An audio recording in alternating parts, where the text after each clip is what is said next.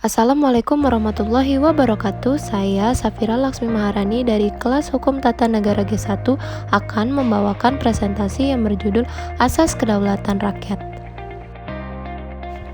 Sebelum saya masuk ke materinya, saya akan menjelaskan sedikit tentang asas-asas yang terdapat dalam hukum tata negara. Asas-asas yang terdapat dalam hukum tata negara terbagi menjadi 5 asas.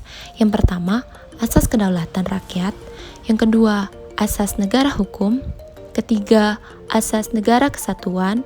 Keempat, asas pemisah dan pembagi kekuasaan. Dan yang terakhir, ada asas kedaulatan. Dari kelima asas yang saya sebutkan, saya akan mengambil satu asas untuk saya jelaskan, yaitu tentang asas kedaulatan rakyat. Asas kedaulatan berasal dari 3 kata. Yang pertama ada asas, yang kedua ada kedaulatan, dan yang terakhir ada rakyat. Yang pertama adalah asas. Asas adalah prinsip-prinsip yang menjadi acuan berpikir seseorang dalam mengambil sebuah keputusan yang penting. Yang kedua adalah kedaulatan.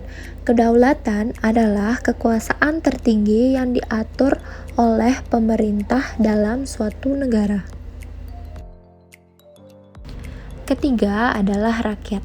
Rakyat adalah semua orang yang berada di dalam wilayah negara yang tunduk kepada kekuasaan negara.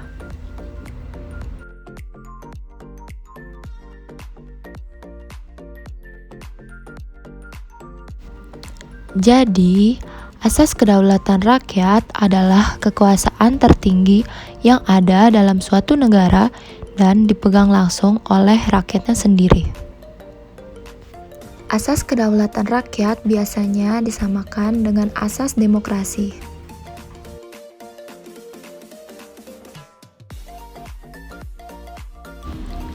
Demokrasi adalah suatu pemerintahan yang berasal dari rakyat, oleh rakyat, dan untuk rakyat.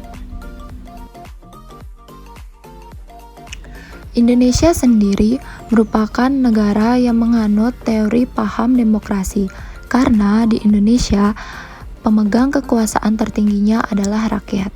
Hal ini tergambar jelas secara konstitusional dan fundamental dalam alinea keempat pembukaan Undang-Undang Dasar 1945, sila keempat dari Pancasila, dan pasal 1 ayat 2 Undang-Undang Dasar 1945.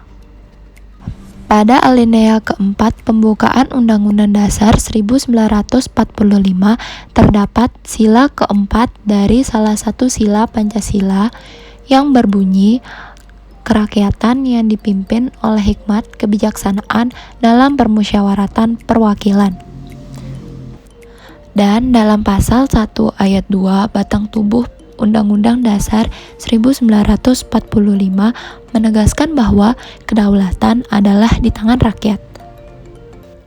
Dari 2 dasar konstitusional dan fundamental tersebut, dapat disimpulkan bahwa Indonesia merupakan negara demokrasi yang tidak dapat dibantah.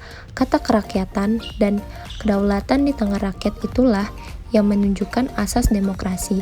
Artinya, kekuasaan sepenuhnya ada pada rakyat.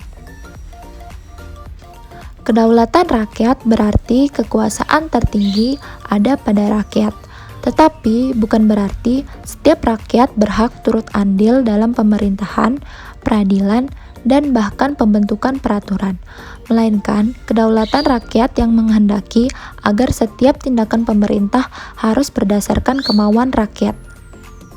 Untuk itu, maka kedaulatan rakyat Indonesia tidak dilakukan, melainkan diserahkan kepada Majelis Permusyawaratan Rakyat atau yang dikenal dengan sebutan MPR, yang menurut Ketatanegaraan Undang-Undang Dasar 1945, MPR merupakan lembaga tertinggi negara.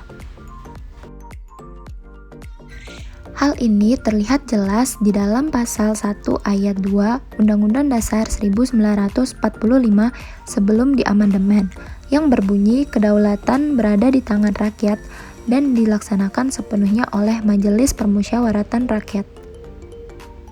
Setelah diamandemen, pasal tersebut berubah menjadi kedaulatan berada di tangan rakyat dan dilaksanakan menurut Undang-Undang Dasar.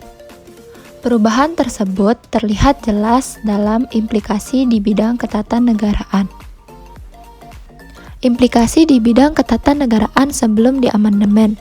Yang pertama, MPR sebagai lembaga tertinggi negara. Yang kedua, MPR bertugas untuk memilih presiden dan wakil presiden. Yang ketiga, presiden menerima mandat dari MPR. Yang keempat, kekuasaan pembentuk undang-undang ada di tangan presiden yang terdapat dalam pasal 5 ayat 1 Undang-Undang Dasar 1945.